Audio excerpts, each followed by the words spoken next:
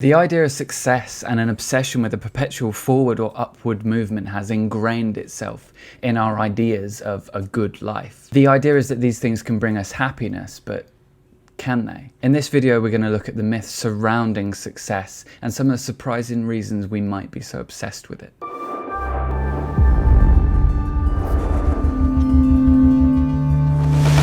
We think of success as exceptionalism, being better than the average person in some nebulous way. The typical picture of a successful person is twofold. They have more than the average person, and they typically have a story about how they got to where they are. And if they don't have a story, then they have some predictably vapid platitudes to satisfy the appetites of the upward clambering. Innumerable successful people, from athletes all the way to industry leaders, have a biography out there, if not an autobiography. The trouble is, at best, these autobiographies are a narrative constructed around what the successful person thinks was their key to success. I think the most you can hope to glean from a book like this is perhaps an insight into the person's mindset as they map out their life with the benefit of hindsight. And a biography written by someone else is even further removed from that, though admittedly with different blind spots. The picture of success in both cases is incomplete.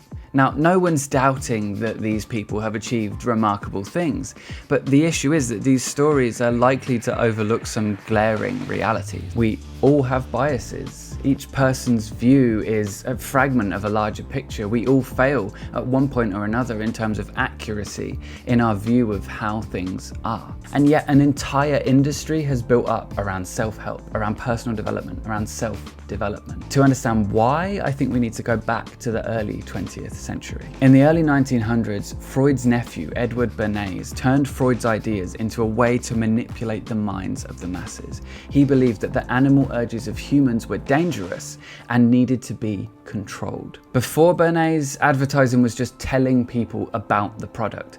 After Bernays, it took on a more sinister tone. It started to target the unconscious desires of the masses. It stimulated desires people weren't always aware that they had. Before Bernays, people were buying products for products. After Bernays, they were buying the facilitation of a feeling. Feelings which corresponded to something usually unacknowledged and deeper down. And that's alive and well today. You don't buy Starbucks coffee, you buy the experience of Starbucks, right? You don't buy an iPhone, you buy the social standing that owning the latest iPhone gets you. We've grown up surrounded by a persistent storm of advertisements, each clawing for our attention and appealing to things which we've been conditioned to value. Things we've been conditioned into thinking are important. Years back, when they were trying to sell cake mix, they found that housewives didn't want to buy the cake mix because they felt it was too easy.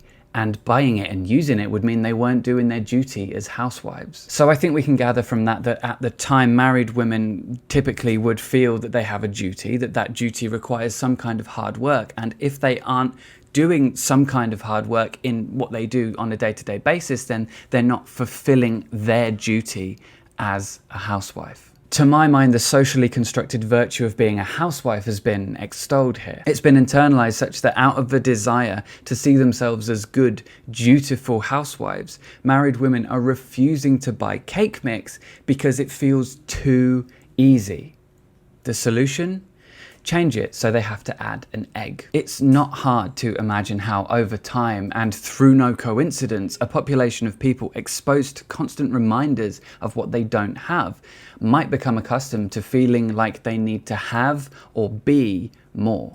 The exponentially intensifying corporate drive to have consumers think less and feel more so that they buy more saw to that. And the changing sentiment towards our inner worlds as psychology developed as a field, among countless other things, was no small part of that. When you have a culture so concerned with having more and a population of people preyed on pretty much consistently and actively by money-hungry advertisers, it's only a matter of time before an industry springs up around that need, around the desire to have more and be more. Add adverse childhood experiences or worse to the feeling of never having enough and a parenting sentiment to the tune of you can be anything you want in life. And it would be silly, I think, to not expect something like How to Win Friends and Influence People or the power of positive thinking to crop up. Arguably semi-useful toolkits, which have now snowballed into pseudo-spiritual things like The Secret or the Law of Attraction, where people are told that they can have, be, or do anything they want, and that God, or the universe, wants that for you. And having more is good, right? So the commonplace cultural sentiment leans towards the more you have or can have, the better you must be. We're about to really get into this in a second, and stick around to the end because you're not going to want to miss this. But before we carry on, if you want more videos on critical thinking, destructive cults, and making sense of life after the new age, then why not subscribe and hit the bell? Believing you're worthy of more feels good, right? Believing you deserve everything you could ever want or are entitled to it, well, that's another level. Appeal to the desires of the people and you've got them. Agitate the pain and offer the solution and you've got them forever, over and over and over again. And the self-help industry has done just that. They're like salty crisps or chips for my American friends. They make you want more, but they never fill you up. It provides you with the illusion of progress without actually necessarily ever getting you moving anywhere. It has the potential to keep you acting out the character of the successful person that you really truly are deep down. Meanwhile, you live the same life day after day and nothing really changes. And then what's it good for?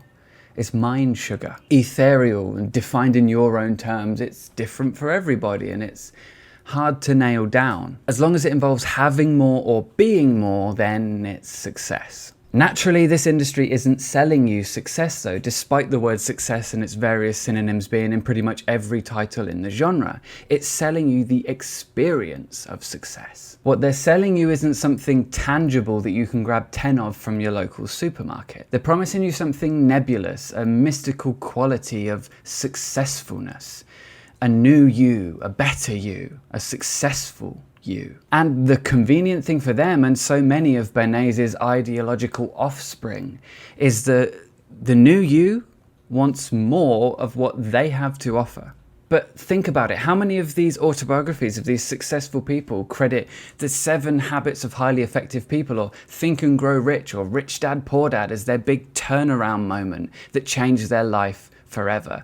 The moment at the end of Act 1 where they made that big change and they were sent hurtling forward into the grand trajectory of their hero's journey. It's a common sense notion in our society that money can't buy happiness, and it's usually followed by some flippant remark about how it can, but we all know that's a joke. Or is it? Isn't the real joke that we all know that these sensory peaks in our stimulation and satisfaction won't last, and yet we keep chasing the next hit anyway? I mean, there's a beauty in the fleeting nature of joy that arises from temporary circumstances. I mean, after all, life is temporary. But all of that gets a little bit unnerving for me when I think about the fact that there are people who are gaining more and more luxury while we're chasing after the next thing and possibly forgetting to appreciate what we actually have. Dan Gilbert, a professor of psychology at Harvard, said once you get basic human needs met, a lot more money doesn't make a lot more happiness. And if that's true,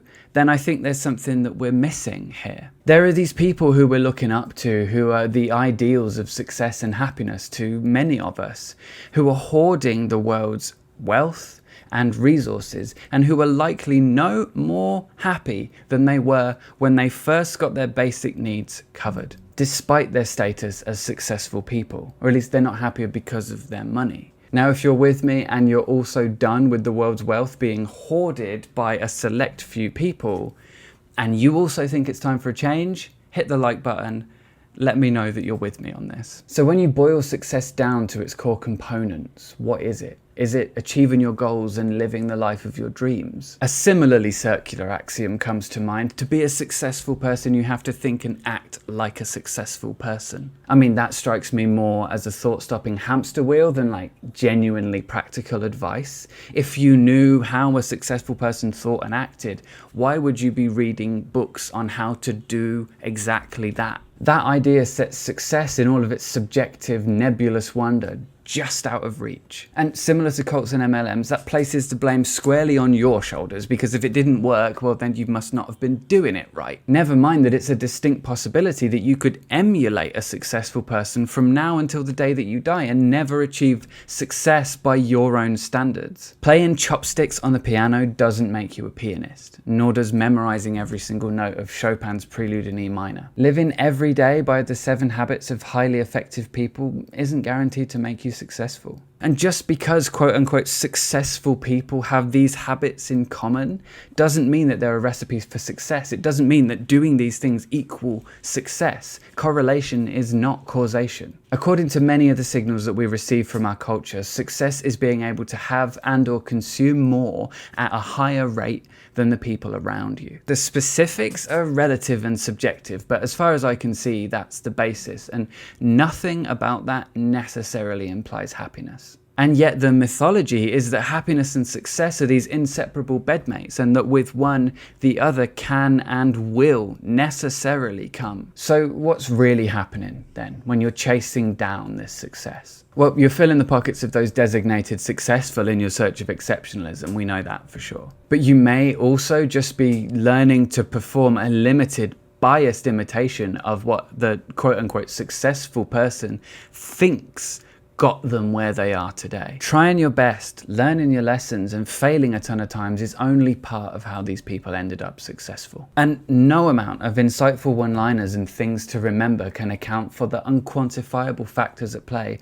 as to whether a person makes it or not. And while you're buying book after book and course after course and just trying to get the new you delivered to the right address, you might just be making other people more successful and forgetting to appreciate what you already have. It's a troubling thought that we've been conditioned to want things that we don't necessarily need or would otherwise perhaps not want through the agitation or stimulation of deep-seated desires. We don't like to think of ourselves as being that fragile or malleable. It's amusing but unnerving to notice the glaring biases that we all exhibit when we're talking about ourselves and our lives and reality in general. And it's uncomfortable to think that this conditioning and these biases could be a huge part of what makes us feel so incomplete in the first place, of what makes us feel like we do always want or need more. That feeling of forever grasping at something just out of our reach. That feeling of wanting the next thing once we've got this thing we've wanted for years. Be more, do more, have more.